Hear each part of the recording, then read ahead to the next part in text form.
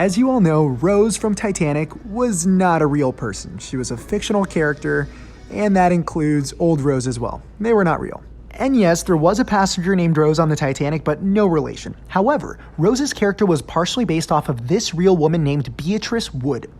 Beatrice was an American artist and studio potter who lived a very interesting life. She was born in 1893 to a very wealthy family in California, and just like Rose from Titanic, she didn't want to stick to the social norms at the time. She wanted to pursue a career in the arts. She lived in Paris for a while, she moved to New York City, she was on stage acting for a good part of her career. Basically, she lived her life to the fullest, just like Jack wanted Rose to in Titanic. Now, James Cameron found out about Beatrice Wood when he was given a copy of her autobiography. After reading the first chapter, he was like, wow, okay, this is literally the character I was already writing for old Rose. Here we see James Cameron, Beatrice Wood, and Gloria Stewart, who of course plays old Rose. In 1998, Beatrice Wood died at 105 years old. Guys, did you know that there's a Titanic computer game? Let me tell you about Titanic Adventure Out of Time. Okay, if you're old like me and a true Titanic nerd, this game was probably your childhood. It came out in 1996. And basically, this is a mystery game that takes place on the Titanic. So you're essentially a British Secret Service agent. He has to go back in time. He goes on the Titanic to change the course of history. You have to find this secret rare book called the Rubaiyat before the ship sank. Now, the really cool part about this game is that you can essentially walk the entire ship. You can play the missions, or you can just go exploring on deck, various different well-known rooms, interact with passengers. You can attempt to solve the mystery. It was super cool because me as a child, this is the first time you got a chance to truly explore the Titanic. Here we see the Titanic hitting the iceberg, and while the graphics are obviously outdated, the game still holds up. Fun fact, there's a new game being developed just like this called Titanic Honoring Glory. I'll feature it next time. What does RMS stand for on a ship? Now you may notice that all of the old ships used to be called RMS something, the RMS Titanic, the RMS Britannic, the RMS Lusitania. Basically, RMS stands for Royal Mail Ship or Royal Mail Steamer. In other words, this meant that the ships were carrying royal mail. They had a contract with the British government to carry mail. In the 19th and early 20th century, you gotta remember that steamships or ocean liners were the primary way of traveling. So there were many popular routes, so they would just send mail between these routes. Since Titanic had an RMS designation, that means there was a post office on the ship. There were actually 5 postal workers, and the mailroom was one of the first rooms to start flooding after the collision. And these guys actually made a desperate attempt trying to save the mail as the room was flooding. Unfortunately, they all died that night. So there you have it. RMS stands for Royal Mail Ship. The wreck of the Titanic was discovered by an oceanographer named Robert Ballard on September 1st, 1985, and this is how he did it. So originally, the US Navy had recruited Ballard to go on a top secret mission, and he opens up about this in the new James Cameron documentary, Titanic 20 Years Later. It's really good, I definitely recommend it. Basically, he was asked to survey the wreck of 2 US nuclear submarines that were lost in the 1960s. And the Titanic expedition was just a cover-up mission. Now, what happened was Ballard found the subs in 2 days, which left him with 12 days to actually go and search for the Titanic. Now, while mapping the wreckage of the subs, he realized he should be looking for the debris field and not the Titanic itself. So he used a camera slide called Argo, and he ran lines east to west that were spaced out 0.9 miles apart. On the 9th line, they ended up hitting some debris, but they weren't sure it was actually Titanic's until they came across Titanic's boiler. The team was overwhelmed with emotion, and a few hours later, they came upon the actual wreck of Titanic. She had finally been found. This is the wreck of the Titanic that you probably recognize, but where is the stern and why do we never see it? Well, it's because it looks like this, a pile of twisted metal. So the stern of the Titanic is located approximately 2,000 feet away from the bow, and as you can see, it's significantly more damaged, but why? Well, when the ship was sinking, the bow section flooded first and relatively slowly. Then when the ship broke apart, the stern section sank rather quickly. And because of this, there were a lot of trapped air pockets, so as it sank to the bottom, the pressure increased so much that eventually the hull just exploded. Here's some footage from the movie Ghost of the Abyss. Really good, by the way, in case you haven't seen it. We can still see the engines today, the propellers, and a lot of other items in the debris field. Now, the discovery of the stern section was incredibly significant because for the first time, this confirmed that Titanic did indeed break apart as she was sinking. Prior to Dr. Robert Ballard's discovery in 1985, the generally accepted account was that Titanic went down intact. But thanks to him, we now know a little more of Titanic's final moments. Okay, so let's talk about the Titanic conspiracy theory. Did the Titanic really sink? So the theory goes that the Titanic and her sister ship, the Olympic, were switched when the Olympic was getting some repair work done, and then the Olympic was intentionally sunk in order to claim insurance benefits. Now, there are many problems with this theory, and every Titanic historian has stated that it's false, but let me highlight 3 main points to debunk this theory. First off, the insurance itself. Titanic was insured for only $5 million. She cost around $7.5 to make. So in every scenario, the company would have been losing money. Made no sense. Next is a shipyard number. Every ship was assigned its unique identifier. Titanic's was 401, Olympic's was 400. In every piece of wreckage, propellers, the hull, you find that 401 number. And finally, structural differences. Notice how the Olympic's A-deck promenade is open while the Titanic's is closed at the front. Both ships were similar but not identical. There were many small differences with the ships, but in the wreck today, you can clearly see Titanic's closed A-deck promenade. In conclusion, this theory is false. Titanic conspiracy. So I want to talk about this Federal Reserve theory that has regained popularity over the last couple of years. But first, let me introduce you to JP Morgan, American banker and owner of the White Star Line, so owner of the Titanic. So what is the theory? Conspiracy theorists love to cite this meme as an explanation, but basically the idea is that JP Morgan canceled his trip on the Titanic at the very last minute. He then planned the disaster to kill these 3 millionaires who oppose the creation of the Federal Reserve. So that's Benjamin Guggenheim, Isidore Straus, and John Jacob Astor. Now let's take a look at some of the problems with this theory. First of all, the whole thing is based off a false premise. There's no public or written evidence that Astor or Guggenheim ever even opposed the Federal Reserve. And Straus was publicly in favor of it in 2 stories in the New York Times in 1911.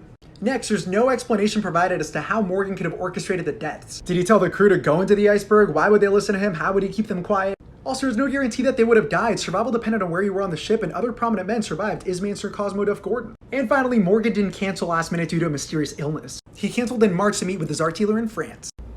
This is a great question and one that I'm often asked about. It's, Raph, was there really a black person on Titanic and can you talk about it? Well, yes, there was, and his name was Joseph Laroche. Now, on the Titanic, you had people of many different nationalities, ethnicities, people from all walks of life, as a lot of them were leaving their home country behind and immigrating to the US to start a new life. And this was basically the case with Joseph Laroche and his family.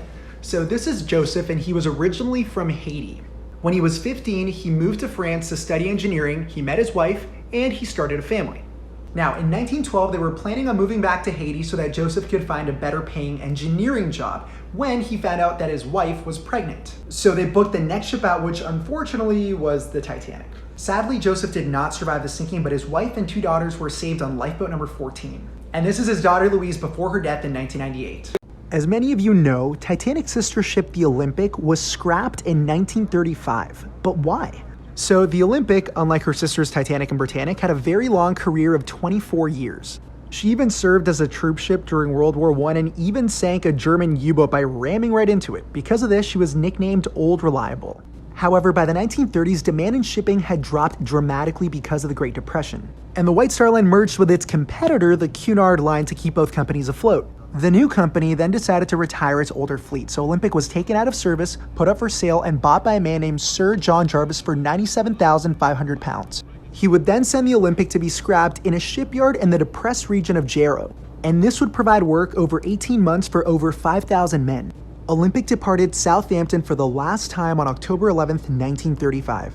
But before she was scrapped, thousands of her items were sold in auction, and today can be found in museums and restaurants all over the world. So you may recognize this video here claiming that Titanic never sank and she was switched with her sister ship, the Olympic. And I mean, this theory is so easy to debunk. It's been debunked a trillion times, but let's go through it point by point. A big difference between the two are the portholes on the C deck. The Titanic has 16 while the Olympic has 14.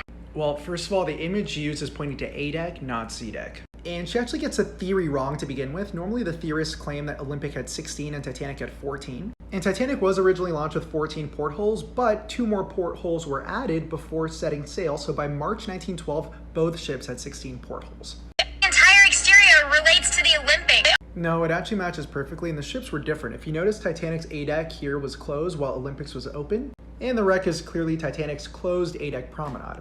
Also notice the letters OL. Again, she gets a theory wrong. Most theorists say it's an MP, and that's been confirmed to be fake. Here's the real nameplate.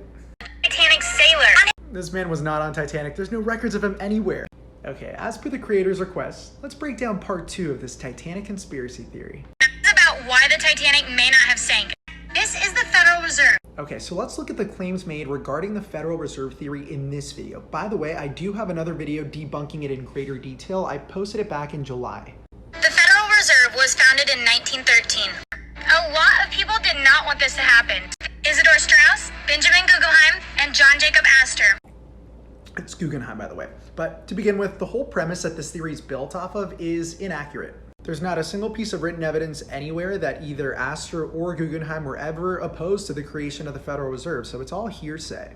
And in fact, Isidor Straus actually publicly supported it on 2 separate occasions published in 1911. On April 14, 1912, they all died on the Titanic. Theorists can never explain how the ship would be sunk on purpose, or how they'd guarantee the deaths of those 3 particular men. Other powerful men survived by being at the right place at the right time. Let me introduce you to Millvina Dean, who was the last living survivor of the Titanic. Millvina was only 2 months old when she boarded Titanic with her parents and her brother, making her the youngest passenger on board. Sadly, her father did not survive, but everyone else was rescued on boat number 10. Now, Millvina didn't even find out she was on the Titanic until she was around 8 years old when her mom began telling her all the stories. For the majority of her life, she stayed away from the spotlight until around her 70s when she really began to be involved in the Titanic community. Though when the wreck of the Titanic was discovered in 1985, she was horrified of the thought of people poking around the site of her father's grave, which is also why she didn't watch a James Cameron Titanic movie. To pay for rising nursing home costs, Millvina was later forced to auction off many of her Titanic mementos, and in fact, Kate and Leo made a considerable donation to help her pay for these costs. In 2009, at the age of 97, Millvina Dean passed away. Let me tell you the story of the Navratil brothers, 2 Titanic survivors that were later to be known as the famous Titanic Orphans. The story begins with French passengers Michel Navratil and his 2 sons, Michel Jr. and Edmund, who were 3 and 2 at the time. Now, Michel Sr. was going through a divorce with his wife, so in secret, he took his 2 boys, boarded the Titanic, and was on his way to the US to start a new life. During the sinking, he managed to get his 2 sons onto the last lifeboat, but he unfortunately died. When the brothers got to New York, authorities had trouble identifying because A, they didn't speak English, and B, they were traveling under false names. A French-speaking passenger named Margaret Hayes cared for them until people figured out what to do. In the meantime, many newspaper articles circulated featuring these famous Titanic orphans. Finally, their mother Marcelle, who was back in France and didn't even know the boys were gone, recognized her sons in the picture. She immediately sailed to New York, and all 3 were finally reunited on May 16, 1912, a month after the disaster. If you guys remember this scene in Titanic with the little boy spinning the top, you may not know that this scene was directly inspired by a real photograph of a real-life boy. This is a famous photograph taken by Father Francis Brown on April 11th, 1912 on board Titanic. Now, here in this picture, we see the little boy. His name was Robert Douglas Spedden, and his father. Now, his story has a bit of a twist to it. So he was 6 years old at the time. He was traveling on Titanic with both of his parents, and they were going back to the US. Miraculously, during the sinking, him and his family were all able to survive on lifeboat number 3. Fast forward 3 years later, in 1915, that same little boy was now 9 years old. He was playing outside, he went chasing after a ball, and unfortunately got struck by a car. He then sadly died in the hospital 2 days later from the injuries he sustained.